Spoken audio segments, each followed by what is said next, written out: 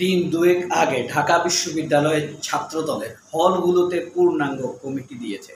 সেখানে বেশ কিছু ভুল ত্রুটি হয়েছে। ছাত্রদের লোক কমিটিতে ঢুকে গিয়েছে, তারপরে অনেক ত্যাগী লোক বাদ গিয়েছে, নানান ভুল ত্রুটি হয়েছে বড় সংগঠন। এবং বঞ্চিতরা সেখানে স্লোগান দিয়েছে ১ ২ ৩ ৪, এই সেই মাল ১ ২ ৩ ৪। এই নিয়ে প্রতিক্রিয়া দেখিয়েছেন নাটকের অভিনেত্রী খুশি। চিনতে পেরেছেন? খুশি নিশ্চয়ই চিনেছেন, এই নামে তাকে চেনার কথা। খুশি মরলেও খুশি, খুশি জন্মেও খুশি, খুশি ভাত খেয়েও খুশি, খুশি ক্ষুধার্ত অবস্থায়ও খুশি। খুশি যে অবস্থায় থাকুক তার নাম খুশি। তাকে যদি ধরে ২-৪ থাপ্পড় দেন তাতেও সে খুশি। হিন্দু লোকের প্রেমে পড়া এবং প্রেমে পড়ে বিয়ে করা, ২ সন্তানের বাচ্চাকে জন্ম নেওয়া, এই খুশি ছাত্রদলের স্লোগানে রব তুলেছেন। তিনি নাকি এই স্লোগান শুনে ডানে বামে তাকান। আগে নাকি তিনি স্লোগান শুনে সবাইকে স্যালুট দিতেন, মনে দেশপ্রেম জাগত, দেশের প্রতি ভালোবাসা জাগত। আর এখন যখন ঢাকা বিশ্ববিদ্যালয়ের একদল বঞ্চিত তরুণ স্লোগান দিয়েছে ১ ২ ৩ ৪, ছাত্রদলের সেই মার, এই কথাটা শুনে তার নাকি ঘিন লেগেছে, স্লোগানের রব তুলেছে, এই দেশ থেকে চলে যেতে চায়, এই দেশে নাকি থাকা উচিত নয়, এই দেশের বসবাসের যোগ্য নয়। সে কি ভারত চলে যেতে চায়? আচ্ছা, সে এর আগে স্লোগান শুনে নাকি খুব খুশি হতো, তার মনে নাকি দোলা দিত। পিনাকি ভট্টাচার্য খুশিকে মোটামুটি খুশি করে দিতে পারবে। উঁচা লম্বা লোক আছে এবং গোত্রের দিক দিয়েও সমগোত্রীয়। পিনাকি ভট্টাচার্য কিন্তু চক্রবর্তী চ্যাটার্জি, খুশি চ্যাটার্জি কিনা এটা আমার জানা নেই। তবে খুশি যে ফ্যাসিবাদী নাকি ফাঁসিবাদী? খুশি আসলে ফাঁসিবাদী। শাহবাগে ফাঁসি চেয়েছে। এই যে শাহবাগে দাঁড়িয়ে ফাঁসি চাই স্লোগান দিয়েছে এই ফারজানা খুশি, তখন কি খুশির খারাপ লাগে নাই? খুশি যে নিজে স্লোগান দিয়েছে তখন খুশির খারাপ লাগে নাই? খুশিকে জোতা মারা উচিত? খুশিকে কি দৌড়ানো দেওয়া উচিত? খুশিকে কি রাস্তায় ধরে গণপিটা দেওয়া উচিত? শাহবাগে যে স্লোগান দেয়া হয়েছে ফাঁসি চাই, অমুকের ফাঁসি চাই, বিচার চাই স্লোগান দিতে পারেন। আপনি ফাঁসি চাই স্লোগান কেন দিচ্ছেন? ম্যাগ মোল্লার বসুকে আমরা ছেড়ে দিব? সে শাহবাগে ফাঁসি চেয়েছে, এখন টকশোতে তাপিয়ে বেড়াচ্ছে? কোনোদিনও না। তাকে এই খতিয়ান পূরণ করে যেতে হবে। অ্যাকাউন্টসের হিসাব ভাই, ডেবিট ক্রেডিট সমান হতেই হবে। মজা নিয়ে ফেলেছেন বিনা বিচারে, সেই মজার দায় মূল্য এবার চুকাতে হবে। সেটা খুশি হোক আর চুষি হোক।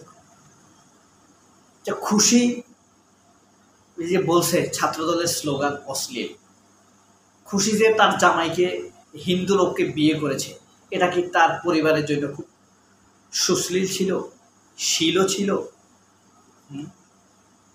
এটা কি সাজানো ছিল? এটা কি তার পরিবারের জন্য মঙ্গলজনক ছিল?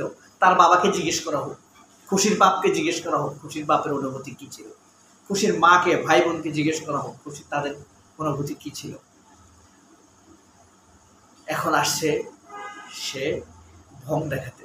ছাত্রদলের স্লোগানে তার নাকি ইজ্জত চলে গিয়েছে। ছাত্রদলের স্লোগান দিছে, আপনার ইজ্জত গেছে? আপনার কি কাপড় উঠে গেছে? নাকি কাপড় শর্ট হয়ে গেছে? নাকি কাপড় ছিঁড়ে গেছে? কত অসভ্য বেয়াদব, ডবল স্ট্যান্ডার্ড হতে পারে এসব নাট্যপাড়ার মহিলারা। আপনি জয়া আহসান বলেন আর খুশি বলেন, এদের চরিত্র একই রকম। ২০ জনের সাথে ২০ বিছনায় যাবে আর ক্যামেরার সামনে এসে, মাইক্রোফোনের সামনে এসে নিজের চরিত্র প্রদর্শন করবে। ভালো চরিত্রের মানুষ। দুনিয়ার চুরি লুটপাটকারীদের সাথে ঘুরবে। ওই যে চঞ্চল একটা আছে না, কুত্তার বাচ্চা, চঞ্চলকে আমি বলি কি জানেন? কুত্তার বাচ্চা। যৌথ দুইটা কুত্তার বীর্য মিলে চঞ্চলকে জন্ম দিয়েছে। আবার বলে আমি রাজনীতির মানুষ নয়। এদের মুখ দুইটা, একটা হরিজন্টাল, একটা ভার্টিক্যাল। কথা হচ্ছে কোন মুখে যে এরা কি বলে এরা সেটা ব্যাখ্যা দিতে পারে না। তারা মনে করে তাদের অতীত কর্মকাণ্ড আসলে সবাই ভুলে যায়। খুশির স্লোগান আমরা দেখিনি। চঞ্চল চৌধুরীদের শাহবাগের স্লোগান আমরা দেখি নাই? শেখ হাসিনার পা ছুঁয়ে সালাম দিতে আমরা দেখি নাই? খুশি তো শেখ হাসিনার পায়ে যেতে গিয়ে পারে নাই, সেই ব্যর্থতার জন্য কেঁদেছে। পিনাকি ভট্টাচার্য বলেছে, তোমরা যখন শাহবাগের ফাঁসি চাই স্লোগান দিয়েছ, ফ্যাসিবাদী ও ফাঁসিবাদী সমানভাবে দুই চরিত্রকে এগিয়ে নিয়ে গিয়েছ। একটা দুইটা শিবির দল সকাল বিকাল নাস্তা কর, এই স্লোগান দিয়েছ, শুনেছ, তখন কি তোমার গা জ্বলে নাই? তখন কি তোমার মানবিকতা জেগে উঠে নাই?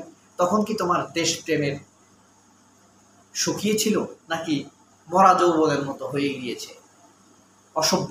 আচ্ছা, খুশির জন্য কি কি গালি হতে পারে? সাধারণ মানুষ আমরা বলছি, যারা নামাজ টামাজ পড়ে তারা না হয় নাই দিল। খুশির জন্য কি কি গালি থাকতে পারে কমেন্ট বক্সে লিখতে, সিরিয়াল দিয়ে 1 2 3 4। বিশ্বাস করেন, যে সবচেয়ে বেশি গালির সংখ্যা লিখবে আমরা দেখা করবো একসাথে, কোনো এক সময় চা খাবো, কোলাকুলি করবো, জড়িয়ে ধরবো। যে যাতে বেশি গালির সংখ্যা লিখবে নিচে, তার সাথে চা খাবো একসাথে বসে, আমি দাওয়াত দিব, বুফে খাওয়া। কত অসভ্য হতে পারে! আমরা ছাত্রলীগের সময় কি দেখিনি?